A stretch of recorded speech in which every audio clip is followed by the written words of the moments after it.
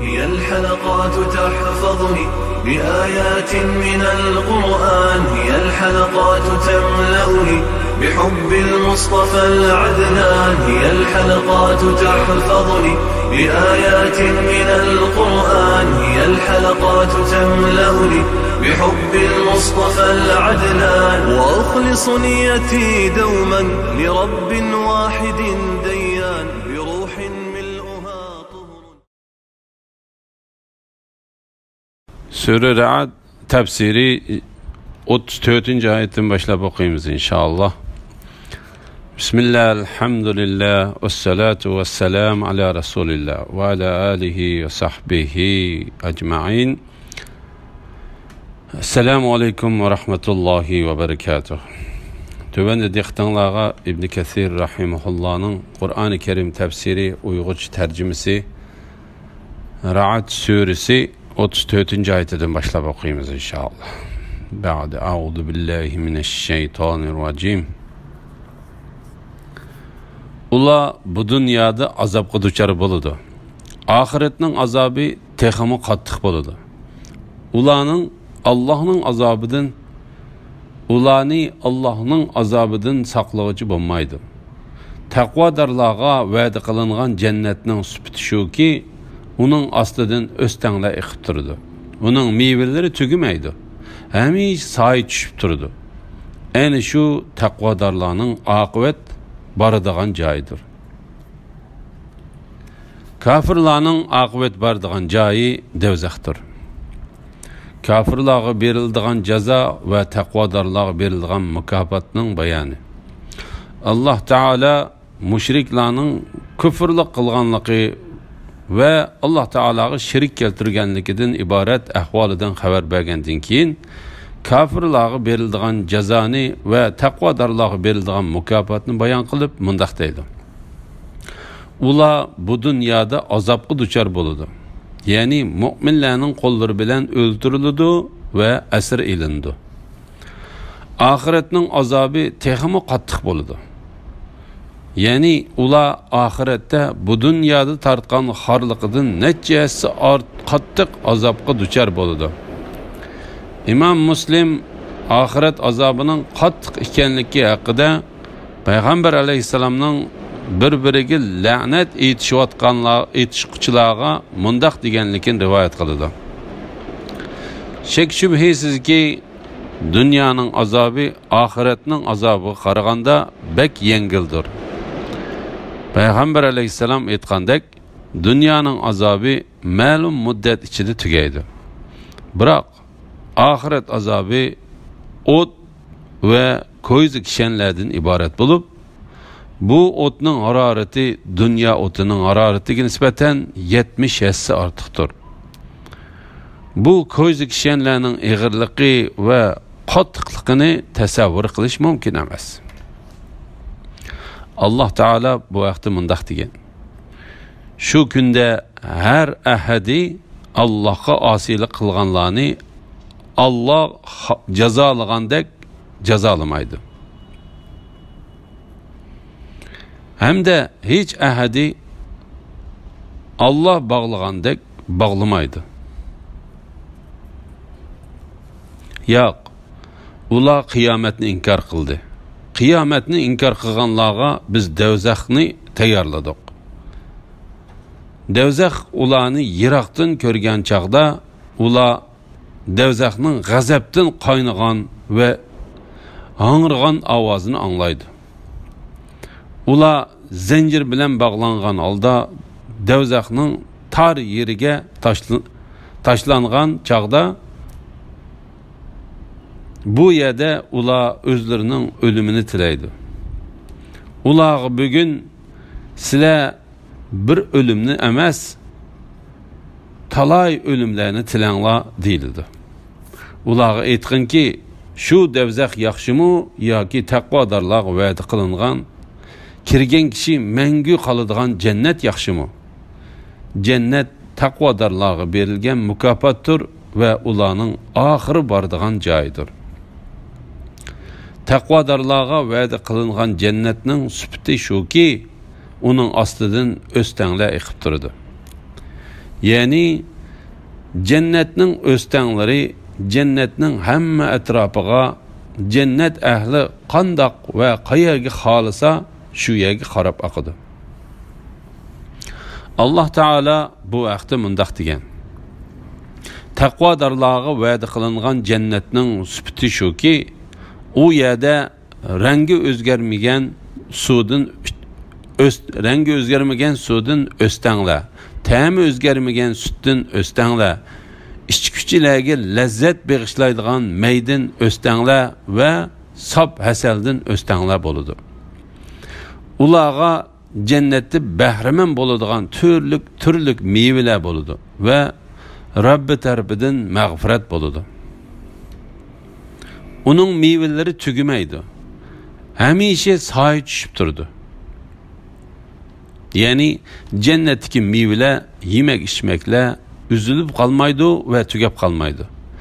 İmam Buxoriy va Muslim Ibn Abbas radhiyallohu anhumadan rivoyat qilgan kun tutilish namozi o'qilgan ahvol bayon qilingan hadisda sahabilar: "Ey Allohning payg'ambari, biz sening bu o'rningda turib, imom turadigan o'rin ko'z tutilgan.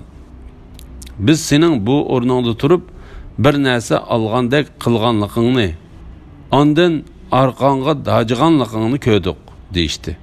Payg'ambar alayhisalom: "Men haqiqatan jannatni ko'rdim. Ondan uningdan bir sapoq üzümni olmoqchi bo'ldim. Agar men uni olgan bo'lsam, albatta sizlar uningdan qiyomat kunigacha yeytinglar" dedi. La ilaha illalloh Muhammad Rasululloh. İmam Muslim Jabir ibn Abdullah radhiyallohu anhudan Payg'ambar alayhissalomning mundaq deganligini rivoyat qiladi: "Jannat ahli jannat yeydi, ichidi, mishqirmaydi, cho'ng kichik tahorat qilmaydi. Ularning iste'mol qilgan yemak-ichmaki ihbor ambarlarning purqiga o'xshash puroqqa aylanib ketadi. Ularga xuddi nafas ilish ilhom qilingandek Allah Taalaga tasbih etish va uni ulug'lash ilhom qilinib turdi." İmam Ahmad va Nasa'i Sumama ibn Uqbadan Zayd ibn Arqamning mundaq deganligini rivoyat qiladi: "Ahli kitobdan bir odam Payg'ambar alayhisalomning qishiga kelib: "Ey Muhammad sallallohu alayhi vasallam, sening aytishingcha jannat ahli yeydigan va ichidikan ha?" dedi. Payg'ambar alayhisalom: "Ha, shundoq. Muhammadning jini ilkida bo'lgan zot Allohning nomi bilan qasamki, jannatda bir odamga cho'qim 100 odamning yeb ichishi, jima qilish shahvat kuchi beriladi" dedi. O odam yegan va ichgan odamning cho'ng kichik tahorati bo'ladi, lekin jannatda aziyat yetkazadigan narsa yo'q tursa dedi.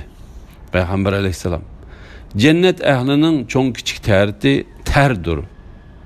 Ularning badanlaridan ihbor ambarning purqiga o'xshash tar chiqib turdi. Shuning bilan ularning qo'siqi tortiladi" dedi. La havla va la quvvata illa billah. Mazkur oyatning ma'nosi haqida Alloh taolo mundaq degan: "Tugumaydigan va cheklanmaydigan mevalardan jannatdagi daraxtlarning soyalari ularga yaqindir. Jannatning mevalarini uzish ularga oson qilindi. Shundaqla jannatning soyasi tugab qolmaydi va mangu yo'qolmaydi." Alloh taolo bu vaqtda mundaq deydi: "Iymon etgan va yaxshi amallarni qilganlarni ostidan o'z tanglar iqib turadigan jannatlarga kirgizamiz. Ular jannatlarda mangu qoladi. U yerda ularga pok juftilar bo'ladi. Ularni jannatning mangulik soyasiga daxil qilamiz." Allohu akbar. Allah Taala insonlarni jannatga qiziqtirish va do'zaxdan qo'rqitish uchun ko'pincha Allohda jannat bilan do'zaxning sifatini bir o'rinda bayon qiladi. Shunga Alloh Taala bu oyatdami jannatning sifatini bayon qilgandan keyin mundaq deydi: "Ana shu taqvodorlarning oqibat boradigan joyidir. Kofirlarning oqibat boradigan joyi do'zaxdir." Alloh Taala bu vaqtda mundaq degan: Ahli do'zax bilan ahli jannat qiyomat kuni barobar bo'lmaydi. Ahli jannat bo'lsa maqsadga erishuvchilardir. Ey Muhammad sallallohu alayhi vasallam, biz kitob, ya'ni Tavrat va Injil nozil qilganlar, ya'ni Abdullah ibn Salam va Najoshiga o'xshashlar sana nozil qilingan Qur'ondan shadlanadi. Sana qarshi ittifoq tuzganlarning orasida haqliqni bilib turib, gaydankashlikdan Qur'onning ba'zi joylarini inkor qilganlarmi bor? Ey Muhammad sallallohu alayhi vasallam, men faqat yolg'iz Allohga ibodat qilishga, Allohga hech narsani shirik keltirmaslikka buyurildim. İnsanlarni Allohga ibodat qilishga da'vat qilaman. Allohning dargohiga qaytaman degan. Shuningdek, ya'ni o'tganki payg'ambarlarga o'z tilida kitob nozil qilganimizdek, Qur'onni arab tilida kishilar orasida chiqarishga hukm qilib nozil qildik. Sen ilmga ega bo'lib turib, ularning, ya'ni ahli kitobning nafsi xohishlariga ergishib ketadigan bo'lsang, sana hech qanday yordam berguchi va seni Allohning azobidan saqlovchi bo'lmaydi. Ahli kitobdan rostchil bo'lgan kishilarning Muhammad alayhissalomga nozil qilingan Qur'ondan xo'shallanadiganligi. Ey Muhammad sallallohu alayhi vasallam, biz kitob, ya'ni Tavrat va Injilni nozil qilganlar, ya'ni Abdullah ibn Salam va Najoshiga o'xshashlar sana nozil qilingan Qur'ondan shadlanadi. Ya'ni o'zlariga nozil qilingan kitobning talabi bo'yicha amal qiladiganlar o'zlarining kitoblarida Qur'onning rostligiga dalil paketlar bo'lganligi va Qur'on bilan xo'sh bishorat berilganligi uchun Qur'onning nozil bo'lishidan xo'shallanadi. Alloh Taala bu vaqtda mundaq degan: Biz ato qilgan kitobni tegishlik ravishda o'qiydiganlar bor. Ana shular uningga ishonadi. Kimlarki kitobni, ya'ni Qur'onni inkor qiladigan, ular ziyon tortquchilardir. Qur'onga ishoninglar yoki ishonmanglar, mayli. Chunki ishonishinglar uningga kamolat, ishonmasliginglar uningga nuqson ilib kelmaydi degan. Shubhisizki, Qur'on nozil bo'lishdan ilgari kitob berilganlar Qur'onni anglagan chog'larida ta'sirlanib darhol sajdaga boradi. Ular Rabbimiz paktur, Rabbimizning va'dasi cho'qim o'rinlanadi deydi. Ya'ni agar Alloh Taala bizga bizning kitoblarimizda Muhammad alayhissalomni payg'ambar qilib avatishni va'da qilgan bo'lsa, Alloh Taolaning va'dasi haqiqatan haq va rostdir. U cho'qim amalga oshadi va borliq keladi. Alloh Taala paktur. Uning va'dasi nima degan rost-a? Jimi hamda sanolar yolg'iz Alloh Taolaga mansubdir. Alloh Taala bu vaqtda mundaq deydi: Ahli kitob orasida haqiqatan Allohga iymon keltiradigan, sizlarga nozil bo'lgan kitobga, ya'ni Qur'onga, o'zlariga nozil bo'lgan kitobga, ya'ni Tavratga va Injilga ishonadiganlar bor. Ular yig'ilgan holda sajda qilishga yiqiladi. Qur'onni anglash bilan ular Allohga texmo tazarru qiladi. Sana qarshi ittifoq tuzganlarning orasida haqliqni bilib turib, gaydankashlikdan Qur'onning ba'zi joylarini inkor qildiganlarmi bor? Ya'ni ittifoqdoshlarning ba'zilari sana nozil qilingan Qur'onni inkor qiladi. Mücahid mundaq deydi. İttifaq tuzganlar, ya'ni Yahudi va Nasoralarning orasida haqliqni bilib turib, gadankeşlikdan Qur'onning ba'zi joylarini inkor qiladiganlarmi bor? Ya'ni sana kelgan haqning ba'zilarini inkor qiladiganlar bor.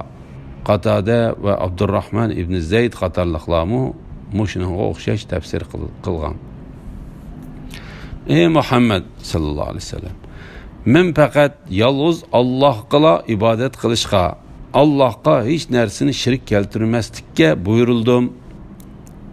Ya'ni xuddi mendan ilgariki payg'ambarlar hech shirk yo'q, yolg'iz Alloh taologa ibodat qilishga avatilgandek, menmu shunday qilishga avatildim. İnsanlarni Allohga ibodat qilishga da'vat qilaman. Allohning yordamiga qaytaman. Allohning dargohiga qaytaman degan. Ya'ni mening vazifam Alloh taoloning yo'liga chaqirishdir.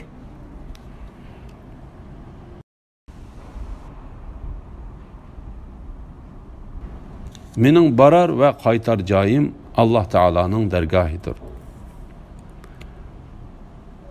Shuningdek, ya'ni o'tganki payg'ambarlarga o'z tilida kitob nozil qilganimizdek, Qur'onni arab tilida kishilar orasida chiqarishga hukm qilib nozil qildik. Ya'ni sendan ilgari payg'ambarlarni avatib,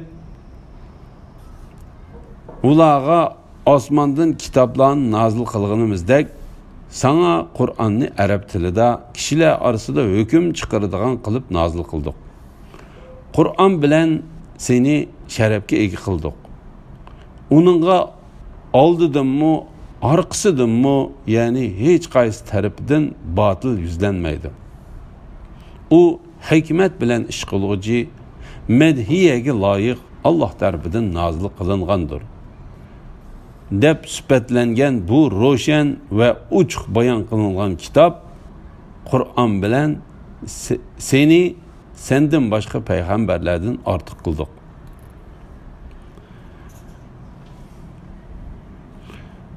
Sen ilmga ega bo'lib turib, ulardan, ya'ni ahli kitobning nafsi xohishlariga ergishib ketadigan bo'lsang, sana hech qanday yordam berguchi ve seni Allah'ın azabından saqlıqçı bo'lmaydi.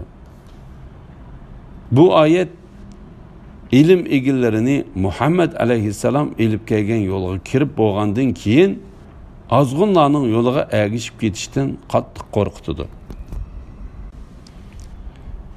Biz senden ilgari haqiqatan nurg'un payg'ambarlarni avatdik. Ularga xotinlar ve balalar berdik. Her qandaq payg'ambar Allohning iznisiz mo'jiza keltirolmaydi. Her bir vaqtning o'ziga munosib hukmi bo'ladi. Allah ahkamlardan xolig'ini bekor qiladi, xolig'ini o'z joyida qoldirdi. Lavhil mahfuz Allohning dargohidadir. Payg'ambarlarning insonlardan bo'ladiganligi. Alloh taolo bu oyatda mundaq deydi: Ey Muhammed sallallahu aleyhi ve sellem, seni insanların içinden peygamber kılgınımızdek, senden burunki peygamberlerinimu insanların içinden peygamber kılıp evettik. Ula taam yeydi, bazarladı manıdı, xotun alıdı ve balıçaklık boludu. Biz ulağa ayallarını ve balılarını verdik. Allah Teala peygamberlerinin en uluğu ve ahirkisi bo'lgan Muhammed aleyhisselamga mundaq deydi: Sen o müşriklarga, men sizlarga o'xshash insonman, manga ilahinglar bir ilahdir deb vahiy qilindi degan. İmam Buxoriy va Muslim payg'ambar aleyhisselamning mundaq deganligini rivoyat qiladi: Men ba'zida ro'za tutaman, ba'zida tutmayman. Kechida turib namoz o'qiyman ham uxlayman. Go'sht yeyman va xotin olaman. Kimiki mening sunnatimdan yuz o'riydigan, u mening ummatim emas. U mening ummatimdan emas. La havla va la quvvata illa billah. Allah Taala'nın iznisiz her qandaq payg'ambarning mo'jiza keltirolmaydiganligi. Her qandaq payg'ambar Allohning iznisiz mo'jiza keltirolmaydi. Ya'ni her qandaq payg'ambar faqat Allah Taala mo'jiza keltirishga izni bergan chaqdala ondan mo'jiza keltira oladi. Allah Taala izni bermasa hergizmi mo'jiza keltirolmaydi. Mo'jiza keltirish xohlagan narsani qiladigan va iroda qilgan narsaga hukm qiladigan ulug' va katta Alloh taologa xosdir. Har bir vaqtning o'ziga munosib hukmi bo'ladi. Ya'ni hamma narsaning muddati bekitilgan kitob bor va hamma narsa Alloh taoloning dargohida o'lchamlikdir. Alloh taolo bu vaqtda mundaq deydi: Bilmemsenki Allah osmon zimindeki şeylerini bilip durdu. Bu hakikaten Levh-i Mahfuz'da yazılgan. Bu yeni biliş hakikaten Allah'a asan. Kur'an'daki hükümlerinin bekar kılınışı yoki özbit kaldırılışı doğrusida. Allah ahkamlardan xalıqını bekar qılıdı, xalıqını öz joyida qoldirdi. Ya'ni Allah Taala Peygamber aleyhisselamga nazil qilgan Qur'on bilan ilgiriki kitoblarning hukmlarining hammasini amaldan qoldirdi. Mujahid bu oyatning ma'nosi haqida mundaq deydi: Allah Taala hayot yashash va o'lish, baxtlik yoki baxtsizlik bo'lish qatorliq hukmlarni o'zgartmaydi. Mansur mundaq deydi: Men Mujahiddan bizning birimizning ey Allah, mening ismim baxtliklar ichida bo'lsa, uni o'zbit qoldirgin. Agar ismim baxtsizlarning ichida bo'lsa, uni o'chirib etib, ismimni baxtliklarning ichida qilgin deb duo qilganligini angladingmi? deb so'radim. Mujahid: Bu yaxshi duodir dedi. Shuningdan bir yil yoki uningdan ko'proq vaqt o'tgandan keyin men Mujahid bilan uchrashib qilib, uningdan ashu duo to'g'riliq yana so'radim. Mujahid: Biz Qur'onni haqiqatan muborak kechida, ya'ni Shabi Qadr kechisida nozil qildik degan yerdan 2 oyat o'qib, Alloh taolo Shabi Qadr kechisida shu yil ichida yeziladigan rizq va keladigan musibatni hukm qildi. Ondan Alloh taolo xohlagan narsani ilgari surib, xohlagan narsani kechiktirdi. Ammo baxtliklarning va baxtsizlarning hukmi o'zgarmaydi dedi. La ilaha illalloh. İbn Jarir A'mashdan Shaqiq ibn Salamaning mundaq deganligini rivoyat qildi. Abu Vail bu duoni haqiqatan ko'p qilatdi. Ey Allah, agar bizni baxtsizlarning qatoriga yezib o'tgan bo'lsang, uni o'chirib bizni baxtliklar qatoriga yezib qo'ygan. Agar bizni baxtliklar qatoriga yozgan bo'lsang, uni o'zbit qoldirgan. Haqiqatan sen xohlagan narsani o'chirasan ve xohlagan narsani o'zbit qoldirsan. Hamma narsalar yoziladigan Levh-i Mahfuz sening dargohingdadir. İbn Jarir Umar ibn Xattob ve İbn Mas'udning buning o'xshash duoni qilganligini rivoyat qildi. Buning ma'nosi shuni bildirdiki, haqiqatan Alloh taolo takdirlerden xalıqan narsini amaldan qoldirib, xalıqını o'zbit qoldirdi. Bununla İmam Ahmad Savbandan rivoyat qilgan. Haqiqatan bir odam gunohga patgan sababi bilan rizqdan mahrum qilindi. Uning taqdirini faqat duolar qaytara oladi va uning ömrini faqat yaxshiliklar ziyoda qiladi degan hadis mos keladi. Bu hadisni Bu hadisni Nasai va Ibn Majah qatorliqlarmi rivoyat qilgan. Imom Muslimning hadisida haqiqatan sil rahmi qilish umrni uzatadi degan so'z rivoyat qilingan. Yana bir hadisda haqiqatan duo bilan taqdir osmon zaminning orasida bir-biriga taqobil turdi deb rivoyat qilingan. Avfi ibn Abbas radhiyallohu anhumaning Allah ahkamlardan xalqini bekor qiladi, xalqini o'z joyida qoldirdi. Lavhul mahfuz Allohning dargohidir degan oyat haqida mundaq deganligini rivoyat qiladi. Bir odam ma'lum vaqt Alloh taologa itoat qilib, yaxshi amal qiladi. Ondan u Alloh taologa osi bo'lishga qaytib, ozg'unlik ustida o'ladi. Shuning bilan Alloh taolo u odamni baxtliklar qatoridan o'chiribdi. Yana bir odam Alloh taologa osiylik qilib, yomon amal qiladi. Bu odam o'lib ketishdan burun hidoyat tepib, Alloh taologa itoat qilgan holda o'ladi.